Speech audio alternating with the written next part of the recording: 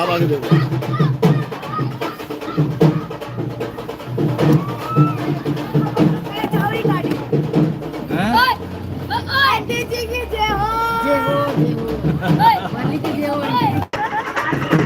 मार रही हूँ,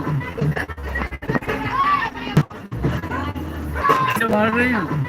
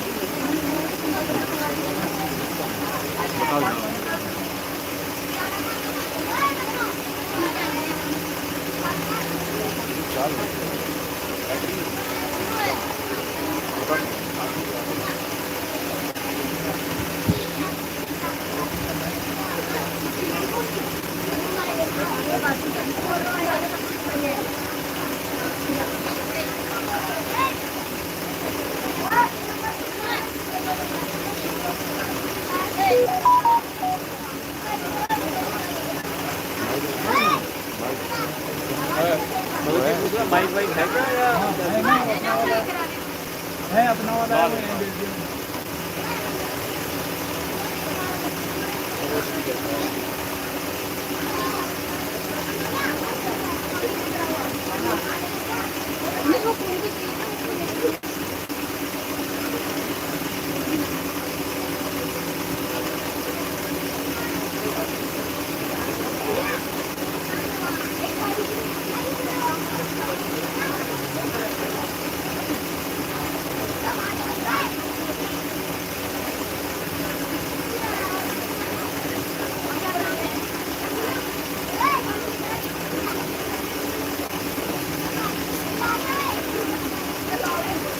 भाई कहाँ पर जी भाई भाई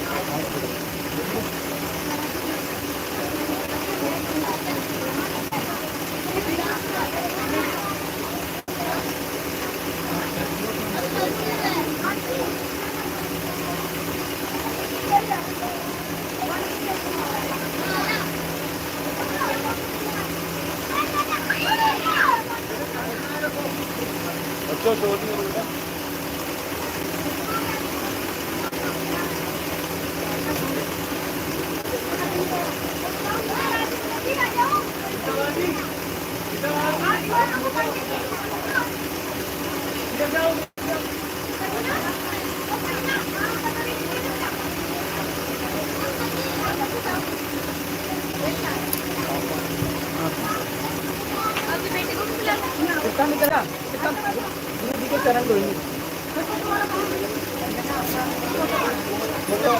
विशाल इधर आजा बेटा, विशाल को भी दिया।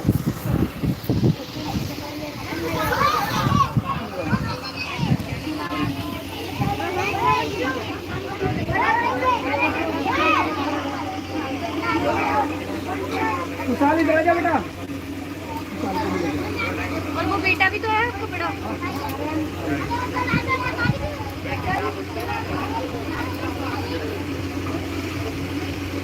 आजा ऊपर आ जाओ भैया, ऊपर आ जाओ। वो भी आ गया।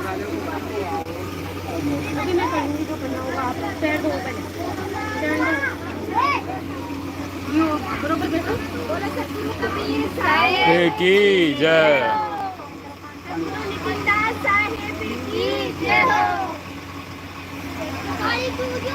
डाल दिया नहीं, जरूरत नहीं है इसमें फूल डालने की।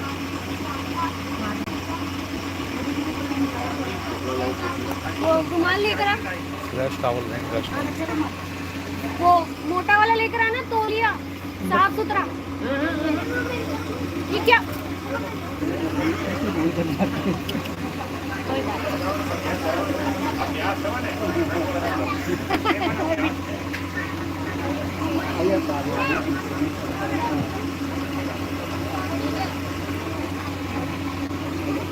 पहुंचो दोनों मिलके, आराम से आराम से, गिर मत जाना।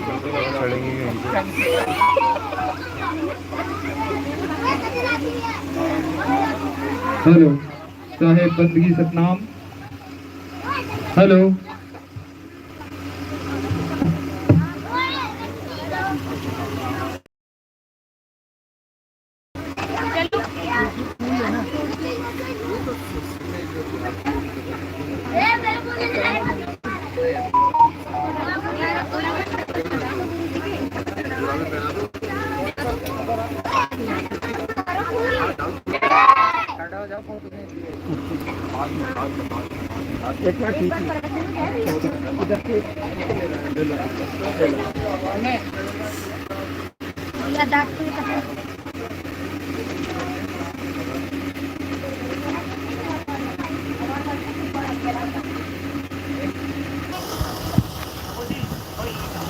कोई थोड़ी वैसी चीज में कोई भारी बॉटल का सपोर्ट नहीं मिला।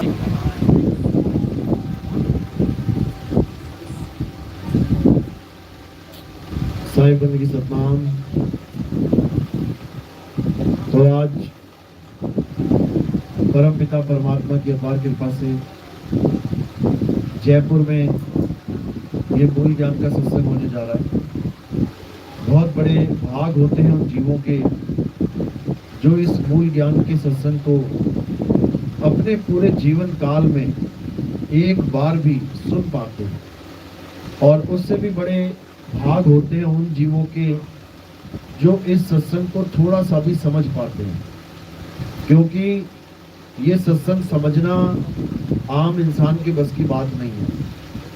ये कोई वो सत्संग नहीं है कि राम जी की कथा सुना दी, शंकर जी की कथा सुना दी, कृष्ण जी की लीलाएं बता दी, तालियां बजवा दी, जयकारे लगवा लिए, चढ़ावा चढ़वा लिया, हो गया काम। ये वो सत्संग नहीं है। ये वो सत्संग नहीं है जिसमें कथा कहानियां चलती हैं। ये वो सत्संग है जिसमें हमें उस असीम ताकत, उस असीम पावर का, उस आत्म देव का जिक्र समझ में आता है। ये वो सत्संग है जहां पे हमें पता लगता है कि आत्मा नाम की भी कोई चीज है जो चींटी से लेके हाथी तक, हाथी से लेके वेल मछली तक, ये जीवाणु विषाणु कीटाणु, ये देवी देवता भैया भवानी पितर, जितना भी तुम्हें कुछ दिखाई दे रहा है, जो भी तुमने अपने जीवन में कुछ सुना है, उन सबको चला रही है। उन सबको चलाने वाली ताकत का क्या नाम है? आत्मा। तुम्हारे शरीर को सुबह से लेके शाम तक चला रही है, खिला रही है, पिला रही है, नहला रही है, धुला रही है। किसकी वजह से? आत्मा की वजह से। तो आज उसी आत्म ज्ञान का, उसी आत्मा के ज्ञान का आज यहाँ पे प्रचार होगा। तो सबसे पहले परमात्मा के नाम पे एक जयकारा लगाएंगे और फिर सत्संग शुरू करेंगे। बोलिए परमपिता परमात्मा की, सदगुरु बंदी छोड़ कबीर साहिब की, सभी संतों की, सभी भक्तों की, आज के आनंद की, सकल हंस को बंदगी, साहेब बंदगी, सतनाम। तो जैसा मैंने समझाया कि केवल एक आत्मा ही है जो हर शरीर को ताकत दे रही है, सब जीवों को इस दुनिया में जीवन दे रही है। अगर आत्मा ना हो तो यहां कुछ भी चलायमान नहीं रहेगा। तुम्हारे माता, तुम्हारे पिता, तुम्हारे भाई बंधु सखा, ये तुम्हें हिलते डुलते नजर आ रहे हैं ना, आत्मा की वजह से। खा रहे हैं, पी रहे हैं, बातें कर रहे हैं, आत्मा की वजह से। जिस दिन शरीर को आत्मा ने छोड़ दिया, उस दिन वो तुम्हारी किसी बात का जवाब तक नहीं देंगे। तुम रोते रह जाओगे, गिड़गिड़ाते रह जाओगे, पापा कुछ बोलो, मम्मी कुछ बोलो, ये आवाज ना निकलने वाली जो आज निकल रही है। किसकी वजह से? आत्मा की वजह से। इस दुनिया में जितने भी जीव तुम्हें दिख रहे हैं, ये सब आत्मा की ताकत से ही चल रहे हैं। इसलिए कबीर साहब ने अगर इस दुनिया में कोई ज्ञान दिया है जीवों को, तो कौन सा ज्ञान दिया है? आत्म ज्ञान। कह रहे जल में मीन प्यासी, मोहे देखत आवे हासी, आत्म ज्ञान बिना नर भटके, कभी काबा कभी काशी। कहते हैं आत्मा के ज्ञान के बिना ये नर रूपी जीव ये गली गली में भटक रहा है, ये मंदिर मस्जिद गुरुद्वारों में भटक रहा है, ये तीर्थ स्थानों पे भटक रहा है, ये हर जगह भटक रहा है। इसको चैन नहीं मिल रहा। कभी एक दर पे जाता है, कभी दूसरे दर पे जाता है, ये दर दर का भिखारी बन गया है, केवल एक ज्ञान ना होने के कारण। और उसका क्या नाम है? आत्म ज्ञान। इस आत्मा का ज्ञान जब तक तुम्हें नहीं हुआ, तब तक किसी की खोज समाप्त नहीं हो सकती, किसी की दौड़ समाप्त नहीं हो सकती। कभी इधर भागोगे, कभी उधर भागोगे। तो साहिब यही समझा रहे हैं कि जब लग ना चीनोगे आत्म, तब लग ना मिली है परमात्म। आत्म चीने परमात्म चीने, संत कहावे सोए, और यह भेद काया से न्यारा, बूझे बिरला कोई। ये जो भक्ति है ये काया से न्यारा, ये शरीरों से परे की भक्ति है। इसमें किसी प्रकार के देवी देवताओं के शरीर, किसी प्रकार के त्रिदेवों के शरीर, किसी प्रकार के पितरों के, भूत प्रेतों के शरीर नहीं पूजे जाते। इस भक्ति में किसी भी देह की महिमा नहीं है। इस भक्ति में कोई राम जी के शरीर की महिमा नहीं, कोई कृष्ण जी के शरीर की महिमा नहीं, कोई राधा जी के शरीर की महिमा नहीं, कोई शंकर जी के शरीर की महिमा नहीं। किसी शरीर की महिमा नहीं है। यहां किसकी महिमा है? यहां केवल एक ही देव है, देवों का देव है। कौन है? देवों का देव, महादेव, आत्मदेव। ये आत्मदेव है। बिना इसके ना तो शंकर जी हिल डुल सकते हैं, बिना आत्मदेव के ना तो राम जी कृष्ण जी चल फिर सकते हैं। समझ लो, बिना आत्मा के कोई चल सकता है क्या? एक भी जीव नहीं चल सकता। इसी आत्मा की महिमा जो भगवान कहला रहे हैं वो गाते हैं। कृष्ण जी भगवान कहलाते हैं। गीता पढ़ के देखो क्या लिखा है। हे अर्जुन, इस दुनिया में अगर कोई सत्य है तो वो आत्मा है। ये नहीं लिखा कि वो मैं हूं, ये नहीं लिखा कि वो भोले शंकर हैं। इस दुनिया में कोई सत्य है तो वो शिव है, ये नहीं बोला। क्या बोला? हे अर्जुन, इस दुनिया में अगर कोई सत्य है तो वो आत्मा है। क्यों? कारण क्या है? हे अर्जुन, इस आत्मा को ना तो कोई पैदा कर सकता है, इस आत्मा को ना तो कोई मार सकता है। ये आत्मा अजन्मा है, नित्य है, शाश्वत है, पुरातन है। ये आत्मा ही सत्य सनातन है। इस आत्मा का कोई आदि और अंत नहीं है। बाकी जिसकी भी तुम पूजा करते हो लगा लो हिसाब, आदि अंत है कि नहीं है। कृष्ण जी द्वापर युग में आए और द्वापर युग में ही चले गए, पैर में तीर लगा, शरीर का नाश हो गया, तो आदि और अंत है कि नहीं है। राम जी त्रेता में आए, त्रेता में ही चले गए, जल में समाधि ली, जल में शरीर छोड़ के चले गए, शरीर का क्या हुआ? जल में गल गया। लेकिन आत्मा, आत्मा वो है जिसे ना तो कोई शस्त्र काट सकता है, ना अग्नि जला सकती है, ना वायु सुखा सकती है, ना जल भिगो सकता है। इस आत्मा को जल गला नहीं सकता। ये आत्मा ऐसी ताकत है। लेकिन दुख के साथ ये कहना पड़ रहा है कि ये ज्ञान हमारे ग्रंथों में हजारों साल से है। ज्ञान तो ग्रंथों में पड़ा हुआ है, लेकिन ज्ञानी कोई नहीं मिल रहा है। ज्ञानियों का अकाल पड़ गया है। ज्ञान तो भरपूर है ग्रंथों में, लेकिन ग्रंथ पढ़ने के बाद भी कोई नहीं समझ पा रहा कि इस आत्मा को कैसे जाने। केवल लिखा हुआ पढ़ने से थोड़ी नहीं पता लग जाएगा। लिखा हुआ पढ़ने से अगर आत्मा, लिखा हुआ तुमने पढ़ लिया और तुम्हें ज्ञान हो जाए तो एक भी पत्थर की मूर्ति पूजी ना जाती। सारे गीता पढ़ते हैं, अरे जो गीता पढ़ रहे हैं वही पत्थर पूज रहे हैं। अगर गीता पढ़ने से ज्ञान हो जाता इनको, आत्मा का ज्ञान हो जाता, तो कोई पत्थर पूजता ही नहीं। पत्थर और आत्मा का कोई मेल है कि पत्थर और आत्मा का कोई मेल है? समझो बात को। पत्थर वो है जो हिल डुल भी नहीं सकता।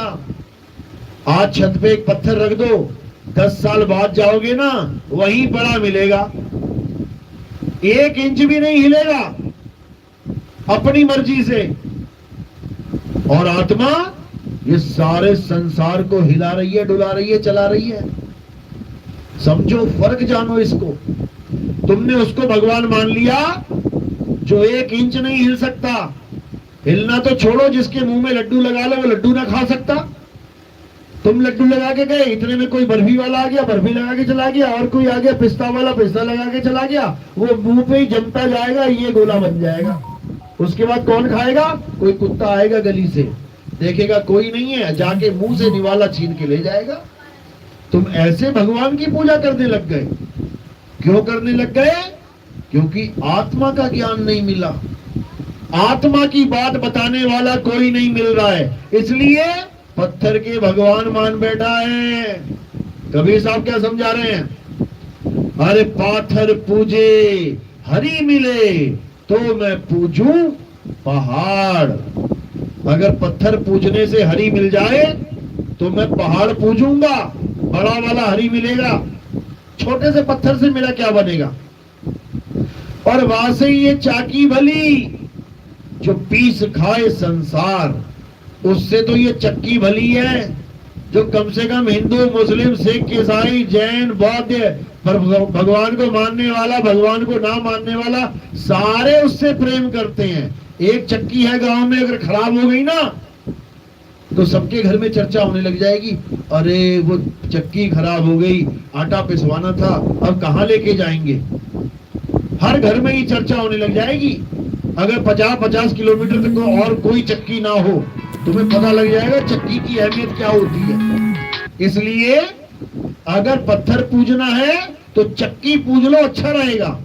सबके काम चल रहे हैं, लेकिन कहो कि केवल मंदिर वाला पत्थर पूजना है तो भैया कुछ होने वाला नहीं है। अरे जिसको खुद नहलाना पड़ रहा है, धुलाना पड़ रहा है, सुखाना पड़ रहा है, वो तुम्हारी इच्छाएं कैसे पूरी करेगा बताओ? अपनी इच्छा नहाने की हो रही है लेकिन नहा नहीं पा रहा है, पंडित जी आके नहला रहे हैं उसको, बताओ। अपनी इच्छा खाने की होगी, खा नहीं पा रहा है, नाक पे मक्खी बैठ गई, उड़ा नहीं पा रहा है। तुम्हारे नाक पे मक्खी बैठ जाती है, तुम्हारे होठों पे मक्खी बैठ गई, कितनी देर बैठने दोगे उसे? उसी वक्त हाथ आएगा घूम के, और भगवान के मुंह पे लड्डू लगा के चले गए, 50 मक्खी बैठ गई लड्डू के ऊपर। एक बार भी 8-8 हाथ हैं, एक हाथ भी नहीं आएगा मक्खी उड़ाने के लिए। ऐसा कैसा भगवान है भाई? इसको कैसे भगवान मान लिया? ये पत्थर हैं, ये तुम्हारी आस्था का दुरुपयोग किया जा रहा है। तुम्हें भगवान से प्यार था, पत्थर से नहीं। तुम्हें राम से प्यार था, श्याम से प्यार था, हनुमान से प्यार था, शंकर जी से प्यार था, पत्थर से नहीं। तुम्हें पत्थर बनवा के पुजवा दिए गए, जबकि ये कौन है? कौन है राम? कौन है श्याम? कौन है हनुमान? आत्मा है। पढ़ो गीता में क्या लिखा है? हे अर्जुन, मैं अजन्मा हूं, मेरा कभी जन्म नहीं होता। ये हो गया सत्य स्वरूप उनका। और एक असत्य स्वरूप है, वो क्या है?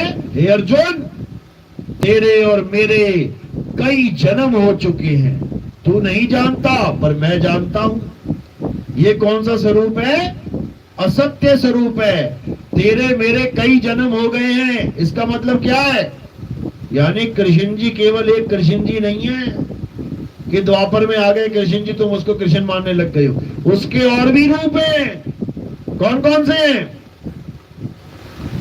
मत्स्य अवतार, सतयुग में जो मछली का अवतार हुआ था। कुर्म अवतार, जो कछुए का अवतार हुआ था। कछुए की पीठ के ऊपर पूरा पहाड़ रखा गया और देवी देवता एक तरफ और राक्षस एक तरफ। क्या किया था? समुद्र मंथन। किसकी पीठ पे रखा था पत्थर? वो पहाड़ कृष्ण जी की, विष्णु जी की पीठ पे था वो। उस वक्त वो कछुए के अवतार में थे। तो कह दो विष्णु जी कछुआ हैं, कह दो विष्णु जी मछली हैं, कोई ना कहेगा। विष्णु जी आदमी हैं, सब कहेंगे। 2 हाथ 2 पैर वाले, एक सर वाले, ये सब कह देंगे कृष्ण जी। कोई कहे कृष्ण जी मछली है, मछली ना मानेगा, कछुआ ना मानेगा। वरा अवतार, जंगली सुअर का अवतार लिया, दोनों दांत, उसके ऊपर पृथ्वी रख के लेके आए। उनको जंगली सुअर कोई ना कहेगा, सब क्या बोलेंगे? कृष्ण जी तो आदमी हैं, राधा तो औरत है, क्योंकि इनकी बुद्धि कुएं के मेंढक की तरह सीमित हो चुकी है। इनको इससे आगे का ज्ञान नहीं है कि एक रोल अदा करने आए थे इंसान जन्म का लेकर द्वापर युग में। इससे आगे उनकी बुद्धि नहीं जा रही है कि वो कछुआ, मछली, जंगली सुअर का भी अवतार लेने आए थे इसी धरती पे। समझ लो, यानी मेरे असत्य स्वरूप तो कई हैं। कईयों का जन्म हुआ, कईयों का मरण हुआ, तीर लगा पैर में। नरसिंह अवतार लिया, आधा आदमी आधा जानवर। अवतार तो ले लिया खंबा फाड़ के। अवतार का खात्मा कैसे हुआ पता है? किसने मारा उनको? तुम्हें पता भी नहीं होगा कि नरसिंह अवतार को किसने मारा, नरसिंह का संहार किसने किया। पता करके आना पंडित जी से। तो कौन है? अलख निरंजन। अलख निरंजन ने नरसिंह अवतार का खात्मा किया। ये रुक नहीं रहा था, इतना क्रोधी हो गया था, सबको मारना शुरू कर दिया इसने। राक्षसों को तो मारा मारा, ये सबके पीछे पड़ गया। तब क्या हुआ? अलख निरंजन ने इसका खात्मा कर दिया। ये ग्रंथों में लिखा हुआ है, लेकिन तुम्हें बताया नहीं जाएगा। क्यों? भगवान की पूजा करवानी है, मरता हुआ भगवान थोड़ी नहीं दिखाना है कि भगवान का भी नाश करने वाला कोई बैठा है। वही आगे चल के राम कृष्ण बन के आ रहे हैं। अब कृष्ण जी का संहार कैसे हुआ? कृष्ण जी को किसने मारा? कृष्ण जी ने कईयों का संहार किया, कईयों को मारा। उनको किसने मारा? उसको बहेलिये ने मारा। एक शिकारी ने मारा। कहां मारा तीर उसने? पैर में। क्यों मारा तीर? क्योंकि पिछले जन्म में राम बन के, कृष्ण जी ने राम बन के बाली के तीर मारा था छुप के। तीर तो रावण के भी मारा था। रावण ने आगे क्यों नहीं मारा दोबारा? क्योंकि रावण और राम का जो युद्ध था वो मर्यादित युद्ध था। दोनों बिल्कुल सही मर्यादा में लड़ रहे थे, क्षत्रिय धर्म का पूरा पालन कर रहे थे। लेकिन जब बाली के साथ राम जी का आमना सामना हुआ तो राम जी ने मर्यादा भंग कर दी। राम जी ने मर्यादा भंग कर दी। कैसे? पेड़ के पीछे छुप के दोनों भाइयों को लड़ते हुए बीच में तीर मार के उसको जान से मार दिया। ये क्षत्रियों की मर्यादा नहीं है। ये युद्ध का जो नियम है वो नहीं है कि तुम दो लोगों को, वो भी निहत्थे, आपस में लड़ रहे हो और तुम बीच में आके उनको गोली मार दो या उनको तीर मार दो। ये कोई मर्यादा नहीं है भाई, ये भंग है। और मर्यादा जो भंग करेगा उसको सजा मिलेगी। कौन देगा? अलख निरंजन। वो किसी को नहीं बख्शता। जो गड़बड़ करेगा उसको फल मिलेगा, फिर चाहे राम हो चाहे कृष्ण जी हो।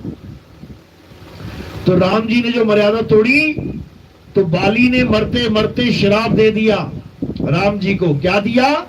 कि हे राम, जैसे तूने मुझे धोखे से मारा है, तुमने क्षत्रिय धर्म को भंग किया है, वैसे ही मैं तुम्हें एक दिन तीर मारूंगा। ये कह के चला गया। अब जो श्राप दिया वो तो लगना ही है। ये श्राप ना छोड़ता पीछा। कितने युग तक पीछा किया श्राप ने? 1 युग तक। 1 युग के बाद राम जी आए कृष्ण बन के। श्राप ने पीछा ना छोड़ा। और तुम सोच रहे हो मैं भगवान जी की पूजा करता हूं, मुझे कोई श्राप नहीं लगेगा और मुझे कोई दुख नहीं आएगा। अब भगवान जी का श्राप पीछा नहीं छोड़ रहा, तेरा कैसे छोड़ेगा? तुम सारी दुनिया को दुखी कर रहे हो, सोच रहे हो मैं तो पूजा करता हूं खाटू श्याम की, हारे का सहारा खाटू श्याम हमारा। वो तो एक राक्षस था जिसका गला कृष्ण जी ने पहले ही कटवा लिया। राक्षस था कि नहीं था वो? तुम राक्षस के सहारे बैठे हो बचने के लिए, यहां कृष्ण जी को तीर खाना पड़ रहा है। कौन बचाएगा तुम्हें? पता है ना खाटू श्याम कौन थे? कौन थे? राक्षस थे। हिडिंबा के, कौन था हिडिंबा के? पोते। हिडिंबा कौन थी? राक्षसनी थी, तुम्हारे राजस्थान की थी वो। तुम्हारे राजस्थान की थी। जहां वो मिली थी मैं गया था वहां पे। मैं यही देख रहा था मुझे ना मिल जाए कहीं कोई हिडिंबा। तो वो भीम को मिली थी। भीम ने उस राक्षसनी से शादी कर ली। तो सोचो यार, राक्षसनी से शादियां हो रही है और तुम कह रहे हो कि राक्षस बड़े बेकार होते हैं, गंदे होते हैं। वो शादियां करके बैठे हैं 5 पांडवों में से एक, और तुम्हें लग रहा है राक्षसनी बड़ी गंदी चीज होती होगी। समझो। तो राक्षसनी से जब ब्याह हो गया भीम जी का तो एक लड़का पैदा हुआ। क्या नाम था उसका? घटोत्कच। अब ये आगे जो खाटू श्याम है ये घटोत्कच का लड़का है। समझो, घटोत्कच भी राक्षस योनि में है। समझ लो। तो हमारा स्तर इतना नीचे गिर गया है कि अगर कोई राक्षस को वरदान मिल जाए तो हम उसे भी भगवान की तरह पूज रहे हैं। रावण को भी मिला था, उसको भी पूज लो। उसको भी पूज लो। वो भी बहुत सारे वरदान लेके बैठा हुआ है शंकर जी से, उसको भी पूज लो। ये सब क्यों हो रहा है हमारे साथ? क्योंकि हमें आत्मा का ज्ञान नहीं है। अगर हमें आत्मा का ज्ञान हो जाए तो राक्षस तो छोड़ो, हम देवता ना पूजें, अगर हमें आत्मा का ज्ञान हो जाए तो, और नहीं हो जाए तो राक्षस छोड़ो, यहां कुतिया के मंदिर बना रखे हैं, कुतिया माता की जय, कुतिया पूज रहे हैं लोग, केवल आत्मा का ज्ञान ना होने के कारण। यही अज्ञान है। इसीलिए हमारे धर्म का इतना उपहास किया जाता है, इतनी खिल्ली उड़ाई जाती है, तुम सोच नहीं सकते। भारत देश में रहकर सबसे जल्दी कौन सा धर्म घट रहा है पता है तुम्हें? कौन सा धर्म कन्वर्ट हो रहा है, सबसे ज्यादा लोगों को टारगेट किया जा रहा है पता है तुम्हें? हिंदुओं को। क्यों? क्योंकि वो ज्ञान रख के बैठे ही नहीं है अपने पास, वो अज्ञानता में जी रहे हैं। जो कोई बता देता है उसको भगवान मान के पूजने लग जाते हैं। अरे किसी को भी भगवान मान के पूजने से वो भगवान नहीं हो जाता। भगवान को भगवान जान के पूजो, बात तब बनेगी। तो सबसे बड़ा भगवान कौन है? आत्मा ही सबसे बड़ा भगवान है। बिना आत्मा के राम नहीं चल सकते, बिना आत्मा के कृष्ण नहीं चल सकते, बिना आत्मा के हनुमान नहीं उड़ सकते, बिना आत्मा के इस पूरे संसार में कोई जीव नहीं चल सकता। वो है सबसे बड़ा भगवान। उस आत्मा का तो ज्ञान नहीं है, उठा के जिसको मन आता है उसको पूजने लग जाते हो। सबसे बड़ी दिक्कत ये है। इसीलिए बार बार नाना प्रकार की योनियों में भ्रमण करना पड़ रहा है। कभी कुत्ता बन के, कभी हाथी बन के, कभी घोड़ा बन के, कभी सांप बिच्छू बन के इस दुनिया में आ जाते हो मरने के लिए। आना ही पड़ेगा। अरे भगवान नहीं बच रहे हैं यहाँ पे, बार बार जन्म लेके आ रहे हैं, अलग अलग रूपों में आ रहे हैं, तुम्हें भी आना पड़ेगा। लेकिन एक मौका है, अगर इस जन्म मरण के चक्कर को खत्म करना है तो, और वो मौका कौन सा है? इंसान जन्म। इंसान जन्म ही वो मौका है जहां पर तुम अपनी जीवात्मा का कल्याण कर सकते हो। दोबारा तुम्हें इस संसार में कभी आना नहीं पड़ेगा। क्या करोगे यहां आके? क्या करोगे? बड़ा मजा आ रहा है इस दुनिया में। बैठे बैठे भूकंप आ जाता है, वो सोते सोते मर जाते हैं लोग। रात में सोते सोते सुनामी आ गई, सुबह लाशें बिछी हुई हैं, तैर रही हैं पानी में। बैठे बैठे आसमान से गोले गिर रहे हैं, आग के, बिजली गिर रही है। बैठे बैठे बादल फट जाता है, पूरा गांव बह जाता है। बड़ा मजा आ रहा है यहाँ पे, बड़ी अच्छी जगह आ गए हो। स्विट्जरलैंड गए ये मजे करने आए हो। यहाँ पल पल मौत खड़ी है। वो देखो कश्मीर में गए थे लोग घूमने, पार्टियां मनाने, क्या हुआ? लाशें आ रही है घर को, रो रहे हैं लोग। क्यों? क्योंकि यहाँ पल का भरोसा नहीं है, पल का भरोसा नहीं है। इल्जाम किसी मुसलमान पे नहीं दे सकते कि मुसलमान ने मार दिया। अरे तुम्हारा भगवान है, भगवान बचा क्यों नहीं पाया? फिर तो मुसलमान भगवान से भी बड़ा हो गया। तुम पूजा कर रहे हो भगवानों की, दिन रात तुम अगरबत्ती धूप लगा रहे हो, तुम मंदिर में मंदिर बना रहे हो, और मुसलमानों की गोलियों से तुम बचा ना पाए भगवान अगर तुम्हें, तो क्या फायदा ऐसे भगवान को पूजने का? भगवान को क्यों पूजते हैं? हे भगवान मेरी और मेरे परिवार की रक्षा करना। कर ली क्या? कर ली रक्षा? अरे वो तो कश्मीर था, चलो मान लिया मुसलमानों का मेन क्षेत्र है, तुम कुंभ में आ जाओ। कुंभ में तो तुमने मुसलमान की एंट्री भी बंद कर दी थी, एक भी मुसलमान नहीं था वहां पे। तो क्या बच गए? बच गए क्या? भगवान की नगरी में घुस गए, काल भगवान ने मारा तुम्हें। क्योंकि ये दुनिया ही काल की है। यहां एक पल का भरोसा नहीं है कि यहां बाहर और अंदर कब क्या हो जाए। समझो बात को। इसीलिए कबीर साहब कह रहे हैं, रहना नहीं देश बेगाना है। ये हमारे परमात्मा का देश नहीं है। अगर तुम अपना मकान भी बनाते हो ना, इतनी सेफ्टी सिक्योरिटी से बनाते हो कि मेरे बच्चे को कोई तकलीफ ना हो जाए। अगर बिजली के सॉकेट भी लेके आ रहे हो तो देख रहे हो ISI मार्का, हाँ इससे करंट नहीं लगेगा। तुम इतनी केयर कर रहे हो अपने बच्चों की, और ये दुनिया कैसी बना दी परमात्मा ने, जहां पे पल का भरोसा नहीं कब तुम्हारे साथ क्या हो जाए। इस चीज को दिमाग से निकाल दो कि ये परमात्मा ने दुनिया बनाई है। अगर ये तुम्हारे दिमाग में फिट हो गई ना ये बात कि परमात्मा ने दुनिया बनाई है, तो ये दुनिया कभी छोड़ नहीं पाओगे तुम, क्योंकि तुम्हारे पिता की दुनिया है ये। फिर ये तुम्हारा अपना मकान हो गया, फिर तो अपने मकान को छोड़ के कहां जाओगे, धक्के खाने पड़ेंगे। इसलिए कबीर साहब कह रहे हैं कि साधो निरंजन जाल पसारा। ये निरंजन का जाल है। कौन सा निरंजन का? अलख निरंजन। अभी तुम्हें नहीं पता अलख निरंजन कौन है, केवल नाम ही सुना है तुमने, अलख निरंजन। और साथ में क्या जोड़ दिया? सब दुख भंजन। अच्छा जी, बहुत बढ़िया। देखो तो सही, पूरी शातिर चाल के साथ आता है ये, अलख निरंजन सब दुख भंजन। वाह भाई वाह। और दुख दे कौन रहा है ये भी बता दो, फिर क्यों गवा रहे हैं? मारने वाला है भगवान, बचाने वाला है भगवान।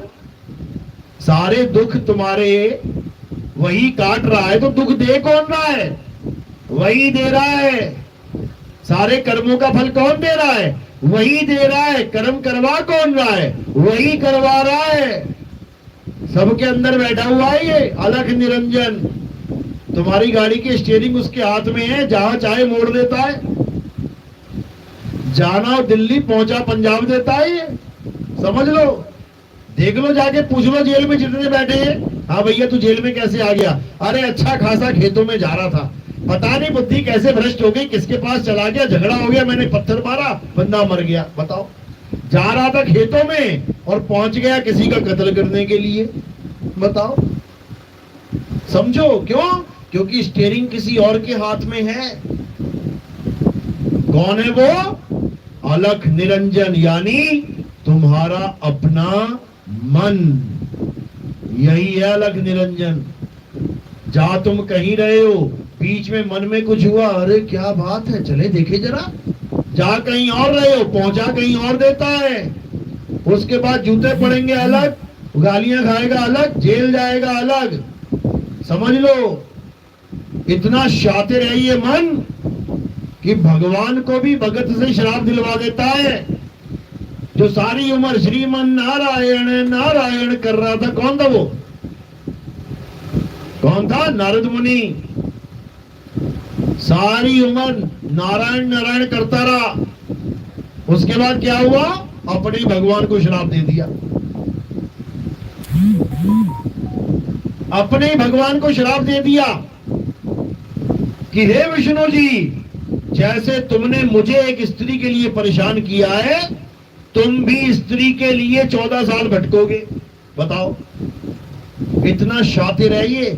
और जैसे ही श्राप दिया, वैसे ही एकदम खलबली मच गई। प्रभु प्रभु, ये मेरे मुंह से कैसे निकल गया?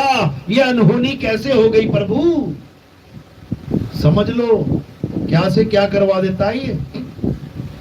क्योंकि श्राप नारद ने नहीं, उसके मन ने दिया था।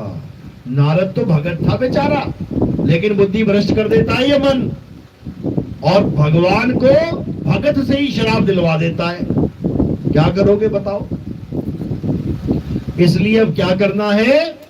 अब इस मन की चाल को समझना है। बहुत खेल लिया इसने तुम्हारे साथ, अब इस कली काल का खात्मा करने का समय आ गया है। इसी को कली काल कहते हैं। यही है जो चारों युगों में राजा बन के बैठा है। कई लोग कहते हैं कली काल कलयुग से भाग के सतयुग में चला जाएगा। तो खुद दिमाग लगा लो कि जब चारों युगों में ट्रेवल कर सकता है, तो वो कितना शातिर होगा, कितना पावरफुल होगा। वही है अलख निरंजन। कली काल कह दो, अलख निरंजन कह लो, दज्जाल कह लो, जो मर्जी कह लो, उसी के नाम है सारे। मन कह लो, ब्रह्म कह लो, उसी के नाम है सारे। निराकार कह लो, उसी के नाम है सारे। तो अब क्या करना है? अब इस मन का खात्मा करना है। कैसे करेंगे? पहले इसको पहचानेंगे अच्छे से, ये है क्या। जब पहचान में आ जाएगा ये, उसके बाद खात्मा आराम से हो जाएगा। तो साहिब समझा रहे हैं, मन को मार गगन चढ़ जाई और मान सरोवर बैठ नहाई। यानी जो सबसे बड़ा दुश्मन है, जिसने तुम्हें 84 में भरमा रखा है, जो तुमसे सारे उल्टे काम करवा के तुम्हें ही सजा देने के लिए बैठा हुआ है, अब उसको समझना है अच्छे से और उसके जाल से निकल जाना है। जब तक उसके जाल से नहीं निकले तब तक समझो कि 84 में भटकना ही पड़ेगा। तो कबीर साहब समझा रहे हैं, बड़े बड़े देवी देवताओं को नहीं छोड़ा इस मन ने, तुम्हें कहां से छोड़ेगा। तो कैसे बचना है? संतों की शरण में जाके बचना है। संत तुम्हें समझाएंगे कि इससे बचना कैसे है। फंस तो तुम गए इसके चक्रव्यूह में, लेकिन निकलने का रास्ता केवल संत जानते हैं और कोई नहीं जानता। कोई देवी देवता नहीं निकल पाए इसके जाल से, तुम्हें क्या बताएंगे वो निकलने का रास्ता। केवल कबीर साहब समझाते हैं आके कि इस निरंजन ने ऐसा जाल बुन दिया है कि बड़े बड़े धराशायी हो गए। लेकिन अगर मालिक की कृपा हो जाए, संतों की शरण मिल जाए, तो तुम बड़े आराम से इसके जाल से निकल जाओगे, बड़े आराम से निकल जाओगे। कैसे? जैसे अभिमन्यु चक्रव्यूह में घुस तो गया, लेकिन उसको तोड़ नहीं पाया, निकल नहीं पाया बाहर। क्यों नहीं निकल पाया?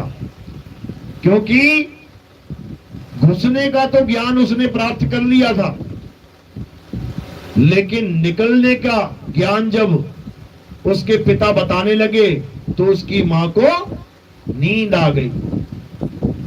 यही बताया जाता है ना कि गर्भ में थे अभिमन्यु और अर्जुन अपनी बीवी को, अपनी पत्नी को चक्रव्यूह में घुसने और निकलने का ज्ञान समझाने लगा। आधा ज्ञान तो सुन लिया और आधे में उसकी बीवी को नींद आ गई। तो अभिमन्यु भी अर्ध ज्ञानी रह गया, आधा ज्ञानी आधा अज्ञानी। अब घुसने को तो घुस गया वो, क्यों? ज्ञान सुन रखा था, लेकिन निकलने का रास्ता नहीं पता था। सब कुछ आता था उसको, तीर कमान भी आता था, तलवारबाजी भी आती थी, तलवार के साथ भाले भी फेंक लेता था, सब कुछ कर रहा था, लेकिन धरे का धरा रह गया ज्ञान। क्यों? क्योंकि निकलने का ही रास्ता नहीं पता है। अब तलवार क्या करेगी और धनुष्मान क्या करेगा? इसी प्रकार हम भी वही अभिमन्यु हैं जो घुस तो गए इस दुनिया में, अब निकलने का रास्ता नहीं मिल रहा है। कैसे निकले? घुस तो सारे गए, ये तुम्हें जितने भी दिख रहे हैं ना, ये सब इसी में घुसे हुए हैं दुनिया में। और किसी को भी पकड़ के पूछ लेना रास्ते में, भैया सुन मेरी बात, हाँ बताओ, ये मरने के बाद जाएंगे कहाँ?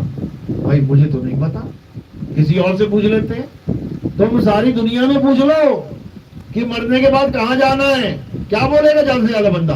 अरे गोलोक में चलेंगे, अरे शिवलोक में चलेंगे, अरे ब्रह्मलोक में चलेंगे, सतलोक में चलेंगे। बस तुम इनसे इतना पूछ लेना कौन सी दिशा में है ये जिसका नाम ले रहे हो तुम, स्वर्ग का, महास्वर्ग का, ये पूर्व दिशा में है कि पश्चिम दिशा में, उत्तर दिशा में कि दक्षिण दिशा में, ये आसमान में है कि पाताल में है? कहां ये? देखो कैसे मुंह छुपाते फिरते हैं। इनको कुछ नहीं पता कि जाना कहां है। कई लोग कहते हैं हम तो गोलोक में जाएंगे, कृष्ण जी के पुजारी, उनको पूछो ना कहां जाओगे, ऐसा तोते की तरह रटा रखा है कि गोलोक में ही जाना है। वहां जाके क्या होगा?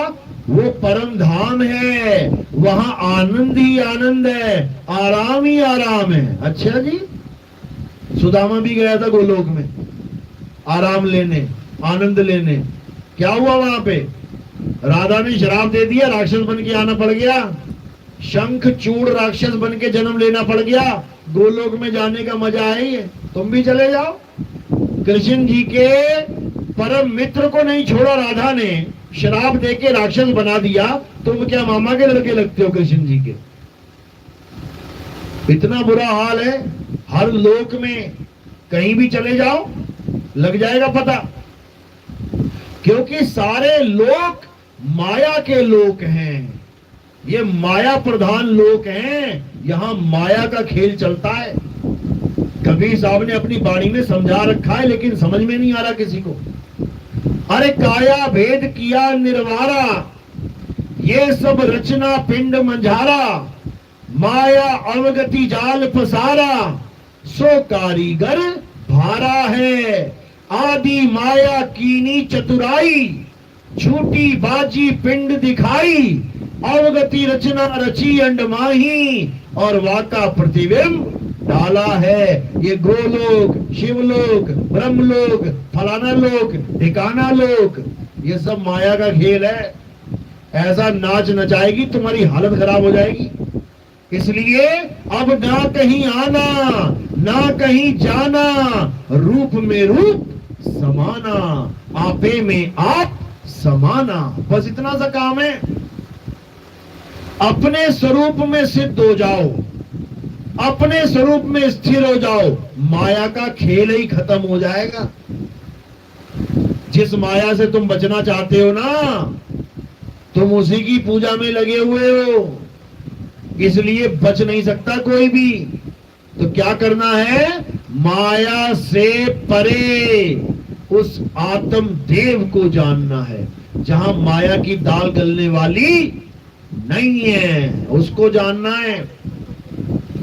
तो कबीर साहब क्या कह रहे हैं? जब लग ना चीन्होगे आत्म, तब लग ना मिली है परमात्म। आत्म चीने तो परमात्म चीने, और संत कहावे सोए, यह भेद काया से न्यारा। काया का खेल नहीं है यहाँ पे कि तुम गोलोक में भी कृष्ण जी और सुदामा जी बन के बैठे हो, वहां पे यहीं रह जाएगा तुम्हारा शरीर, ये सारा शरीर यहीं जल जाएगा, फूक जाएगा। शरीरों का खेल नहीं है ये। तो कह रहे हैं यह खेल शरीरों से परे का है, आत्मदेव का खेल है ये आत्मा का खेल है। यहाँ काया नाम की कोई चीज नहीं है, काया खेल खत्म। तो कबीर साहब यही समझा रहे हैं, तुम्हें तुम्हारा असली स्वरूप बता रहे हैं। क्या स्वरूप है तुम्हारा? ये आदमी औरत मत मान लेना अपने आप को, मैं आदमी हूं, मैं औरत हूं। क्या है आदमी औरत? ये हड्डी का ढांचा, ये मांस के लोथड़े चीथड़े, ये किडनी लीवर, ये सारा सिस्टम अंदर फिट कर दिया, ऊपर से खाल चढ़ा दी बढ़िया, गोरी गोरी काली काली भूरी भूरी, और लगा दिए बाल बढ़िया स्टाइलिश, और बन गए तुम।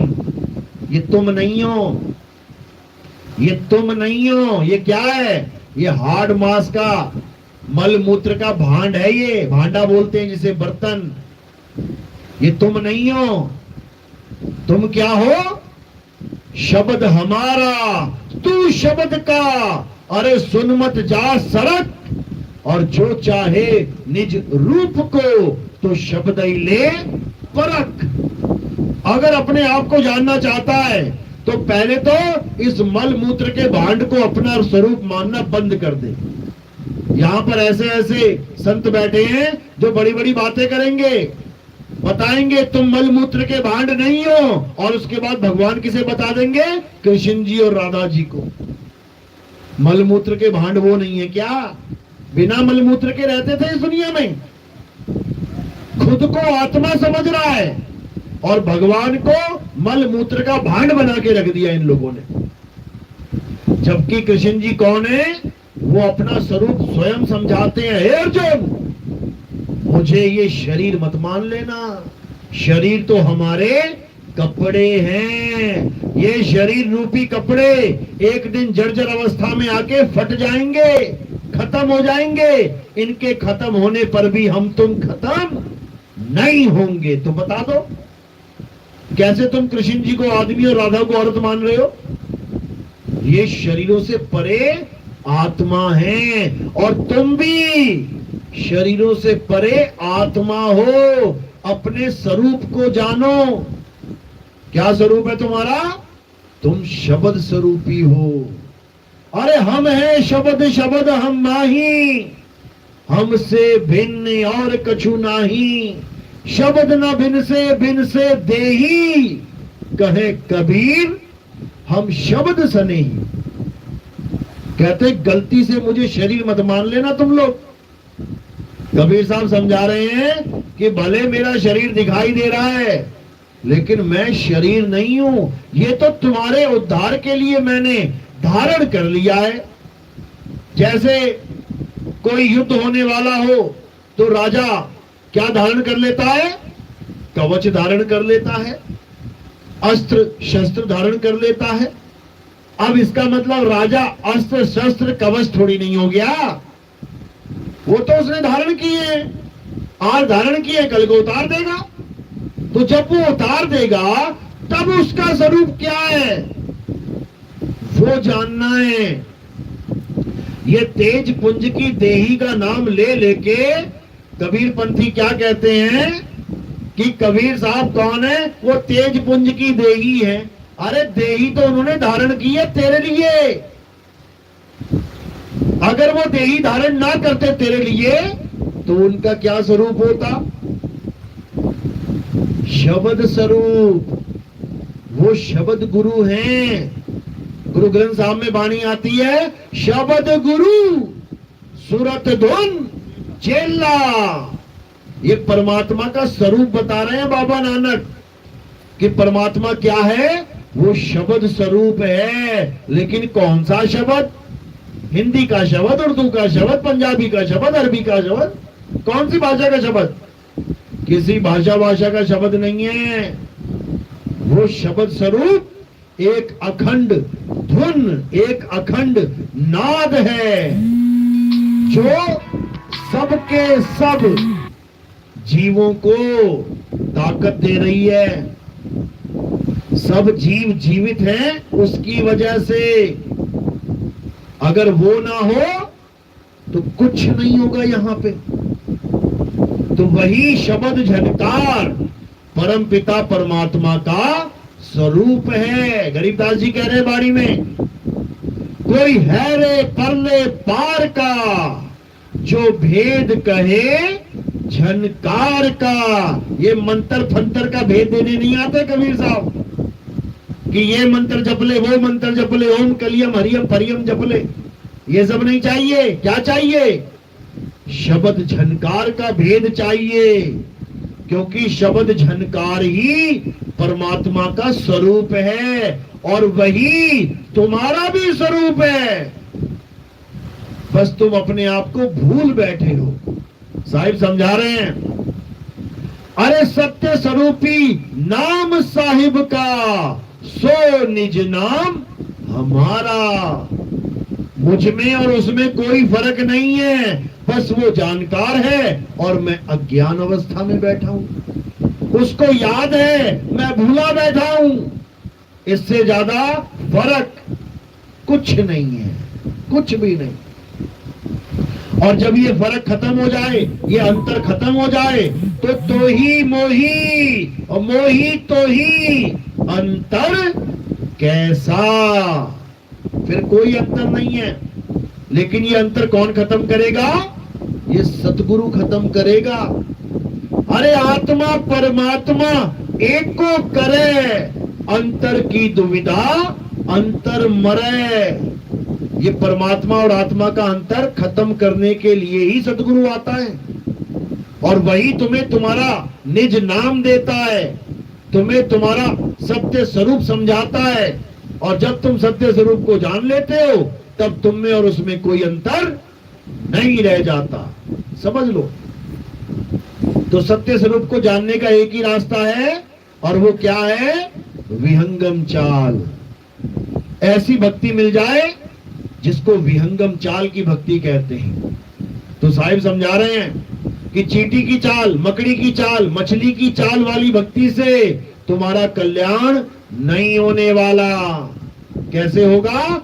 शब्द विहंगम चाल हमारी, और कहे कबीर सतगुरुदई तारी, खुले कपाट शब्द झनकारी, और पिंड अंड के पार सो देश हमारा है। कर नैनो दीदार महल में प्यारा है। समझा रहे हैं क्या करना है। शब्द विहंगम चाल हमारी, ऐसा गुरु मिल जाए जो तुम्हें विहंगम चाल का भेद समझा दे। ये मंत्र जंतर देने वाले गुरु गुरु नहीं होते, ये जपी हैं, जपी। जो तुम्हें मंत्र जपवाए वो है जपी। जो तुमसे भक्ति यानी तपस्या करवाए वो है तपी। जो तुम्हारा घर बार छुड़वा के जंगल भिजवा दे वो है सन्यासी। तो इन जपी तपी सन्यासी से सावधान रहना है। जो तुम्हें कहे कि तुम्हें राम चाहिए तो राम राम जप लो, तुम्हें श्याम चाहिए तो श्याम श्याम जप लो, तुम्हें हनुमान चाहिए हनुमान हनुमान जप लो। समझ लो जपी है वो, जपी। वो सतगुरु नहीं है। जपी तुम्हें नाम जपवाता है और सतगुरु तुमसे तुम्हारे ये नाम छुड़वाता है, छुड़वाता है सतगुरु। यानी तो हिंदू है राम राम जप रहा है, छोड़ दे। तू मुसलमान है अल्लाह अल्लाह कर रहा है, छोड़ दे। तू सिख है वाहिगुरु वाहिगुरु कर रहा है, छोड़ दे। और तू ईसाई है गॉड गॉड के पीछे लगा हुआ है, छोड़ दे। तो करूं क्या? अपनी आत्मा को जान। जिस आत्मा की वजह से तेरे मुंह से जय श्री राम, अल्लाहु अकबर, सत श्री अकाल, हालेलुया, यहोवा यहोवा निकल रहा है, किसकी वजह से? आत्मा की वजह से। आत्मा की वजह से तेरे मुंह से हिंदी, पंजाबी, उर्दू, फारसी, अरबी, बंगाली, गुजराती, राजस्थानी, कितनी भाषाएं निकल रही हैं आत्मा की वजह से। तो आत्मा को तो जान नहीं पा रहा है और आत्मा से निकलने वाली ये सारी आवाजों को पकड़ के बैठ गया, ये सारे मंत्रों को जंत्रों को पकड़ के बैठ गया। सोच रहा है राम राम करने से राम मिल जाएगा। अगर राम राम करने से राम मिल जाएगा तो पैसा पैसा जपने से पैसा भी मिल जाएगा। क्यों काम पे जा रहा है सुबह उठ के? पैसा पैसा कर ले, धन धन कर ले, काम बन जाएगा? नहीं करेगा कभी। यहाँ पे बुद्धि बहुत तेज चलेगी। अरे नहीं भैया, पैसा पैसा जपने से पैसा नहीं मिलता, दिहाड़ी करनी पड़ेगी जाके, तब शाम को रोटी मिलेगी हमें और बच्चों को, तब बुद्धि चल पड़ेगी। लेकिन जब इन जपियों के पास जाओगे तब काल भगवान क्या करता है? तुम्हारी बुद्धि के ताले लगा देता है। सोचने समझने की शक्ति खत्म कर देता है। फिर तुम्हें लगेगा हाँ, राम को पाना है तो राम राम ही उसका एकमात्र साधन है, जपना। बिल्कुल नहीं। कबीर साहब क्या कह रहे हैं? वो को कहां ढूंढे रे बंदे, मैं तो तेरे पास में। ना मंदिर में, ना मस्जिद में, ना काबे कैलाश में, ना मैं जप में, ना मैं तप में, ना एकांत निवास में। बताओ और क्या बोले वो? अब क्या तुम्हारे मंत्र बोल बोल के मना करें कि ओम कलियम हरियम शरीयम नहीं जपना, राम राम नहीं जपना, वाहिगुरु वाहिगुरु नहीं जपना? अब ये लिखे क्या बाणी में? तब तुम्हारे दिमाग में घुसेगी कि कुछ नहीं जपना है। उन्होंने एक ही लाइन में खत्म कर दिया सारा खेल। ना मैं जप में, अब कोई भी जप हो, किसी भी भाषा का जप हो, किसी भी प्रकार का जप हो, नहीं करना है। ना मैं तप में, अब चाहे एक टांग पे खड़े होने वाला तप हो, अब चाहे भूखा रहने वाला तप हो, अब चाहे एक हाथ उठा के, देखा ना बाबा, एक हाथ उठा के गालियां दे रहा था सबको, एक हाथ उठा के, चाहे वो तप क्यों ना हो, चाहे पेड़ पे उल्टा लटकने वाला तप क्यों ना हो, चाहे कैसा भी तप क्यों ना हो, एक ही लाइन में खत्म। ना मैं जप में, ना मैं तप में, और ना एकांत निवास में। कि तुम कहो जी मैं घर बार छोड़ के जंगल में चला जाऊं तब परमात्मा मिलेगा। वो हिमालय में बैठे हैं बेचारे घर बार छोड़ के, कोई परमात्मा परमात्मा नहीं मिलने वाला किसी को। वहीं मर जाएंगे, खप जाएंगे, लाशें वहीं बर्फ में पड़े रह जाएंगी।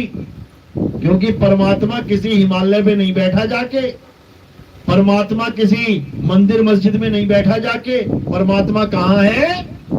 वो को कहाँ ढूंढे रे बंदे, मैं तो तेरे पास में, वो बिल्कुल पास में है, लेकिन किसी को उसका ज्ञान नहीं है, इसलिए बेचारे धक्के खा रहे हैं जहान में। तो क्या करना है अब पत्थर पूजा छोड़ के, मंत्र जंतर तंत्र छोड़ के, हवन यज्ञ ये जितना भी पूजा व्रत सब छोड़ के, ये तीर्थ मूर्त सब छोड़ के क्या करना है? अब आत्म ज्ञान को जानना है, आत्म ज्ञान की बात करनी है। अब आत्मा में रमण करना है। अध्याय 3 17वां श्लोक क्या कहता है गीता का? हे अर्जुन, जो अपनी आत्मा में रमण करते हैं, जो अपनी आत्मा में तृप्त हैं, जो अपनी आत्मा में संतुष्ट हैं, उनके लिए कोई धार्मिक कर्म कर्तव्य लागू ही नहीं होता। वो एक बार भी मंदिर ना जाए सारी उम्र, एक बार भी फूल ना चढ़ाए शिवलिंग पर, एक बार भी दूध ना चढ़ाए शिवलिंग पर, उनको कोई नास्तिक नहीं कह सकता। क्यों? क्योंकि वो आत्मज्ञानी हैं। उनके ऊपर कोई फार्मूला लागू नहीं होता तुम्हारे धर्म का। अगर मुसलमान आत्मज्ञानी है तो मस्जिद जाने की जरूरत नहीं, कलमा पढ़ने की जरूरत नहीं, 5 टाइम की नमाज पढ़ने की जरूरत नहीं। अगर सिख आत्मज्ञानी हो जाए, उसको किसी गुरुद्वारे में जाने की जरूरत नहीं, उसको किसी बाणी की, कोई कहे कि बाणी ही पढ़ के मुक्ति होगी, किसी बाणी की जरूरत नहीं। अगर कोई ईसाई है, उसे किसी चर्च में जाने की जरूरत नहीं, उसे किसी ईसा मसीह की पूजा करने की जरूरत नहीं है। क्यों? क्योंकि वो अपनी आत्मा को जान लेते हैं। और परमात्मा का वास कहाँ है? तुम्हारी आत्मा में ही है। गुरु ग्रंथ साहब में क्या बोला गया है? अगर राम को पाना है तो कहां ढूंढो? आत्म में राम, राम में आत्म, जीनस गुरुमुख विचार। कि तुम्हारी आत्मा में राम छुपा हुआ है, उसको जान ले, उसके बाद राम में आत्म, उसी में रमण कर ले। ये दोनों एक हो जाएंगे, कोई जुदा नहीं कर पाएगा। तब समझना कि हाँ, अब कल्याण होगा, अब इस जन्म मरण का खेल खत्म होगा, अब जाके मुक्ति मिलेगी, अब किसी माँ के गर्भ में उल्टा लटकने की जरूरत नहीं पड़ेगी, नहीं पड़ेगी। समझ लो। चलो, तो आज का सत्संग यही समाप्त करते हैं। उम्मीद है कि आपको कुछ बात समझ में आई होगी, क्योंकि ये सारी दुनिया से बिल्कुल अलग ज्ञान है। सारी दुनिया जो पकड़ाती है, हमारे पंथ में वो सब छुड़वाया जाता है। इसलिए लगता है ये तो उल्टी कहानी चल पड़ी है यहाँ पे, जबकि कहानी सीधी ये है, बाकी जगह कहानी उल्टी चला रखी है लोगों ने। तो इस ज्ञान को और समझना चाहते हैं तो हमारे सत्संग YouTube चैनल कहत कबीर सुनो भाई साधो नितिन दास लिख देना। जब ये लिख दोगे तो वहां पर मेरी ही फोटो लगी होगी गोल सी, उसको आप सत्संग सुनना शुरू करो। एक नंबर से सत्संग सुनना शुरू करोगे, 1 2 3 4 5 6 करते करते करते तुम्हारे अंदर एक ऐसा प्रकाश आ जाएगा, ऐसा ज्ञान हो जाएगा कि उसके बाद अज्ञान नाम की चिड़िया कहां फुर्र हो गई ये तुम्हें खुद नहीं समझ में आएगा। ऐसा दिव्य ज्ञान हो जाएगा, यानी आत्मा के अलावा फिर तुम किसी को सत्य नहीं मान सकते। क्यों? यही अटल सत्य है कि आत्मा के अलावा बाकी सब झूठ है, असत्य है। समझ लो। या फिर आप सीधे टाइप करेंगे नितिन दास के सत्संग, तो आपको अलग अलग चैनल्स के, क्योंकि हमारे नाम पे कम से कम 200-250 चैनल बने पड़े हैं, अलग अलग चैनल पे आपको अलग अलग वीडियोस दिखेंगी, सत्संग दिखेंगे। सब अपने ही हैं। ध्यान से सुनना, बात को समझना, 101% कल्याण होगा, मालिक की कृपा होगी। इन्हीं शब्दों के साथ मैं सत्संग को विराम देता हूं। बोलिए परमपिता परमात्मा की, सदगुरु बंदी छोड़ कबीर साहिब की, सभी संतों की, सभी भक्तों की, आज के आनंद की, सकल हंस को बंदगी साहेब बंदगी सतनाम। और एक इंफॉर्मेशन देना चाहूंगा कि कबीर प्रगट दिवस जो जून में है वो गाजियाबाद में निर्धारित किया गया है, और गुरु पूर्णिमा जो जुलाई में है वो जोधपुर में इसका निर्धारण किया गया है। जो भी भगत कबीर प्रगट दिवस में या गुरु पूर्णिमा में आना चाहते हैं जोधपुर, वो अभी से अपना जो टिकट बुकिंग है वो करवा लें, ताकि बाद में दिक्कत होती है। तो इन दोनों जगह पे जो भी आना चाहता है वो इस महापर्व में शामिल हो सकता है। वो इन दोनों ही जो महापर्व है हमारे पंथ में चलते हैं, गुरु शिष्य की प्रणाली में चलते हैं, उसमें सम्मिलित हो सकता है। और उसी में नाम दीक्षा का भी आयोजन किया गया है। पहली और दूसरी दीक्षा वहीं दी जाएगी। तो जो भी आना चाहते हैं उनका भव्य स्वागत है। बोलिए परमपिता परमात्मा की सदा ही जय हो। सतनाम साहिब बंदगी सतनाम।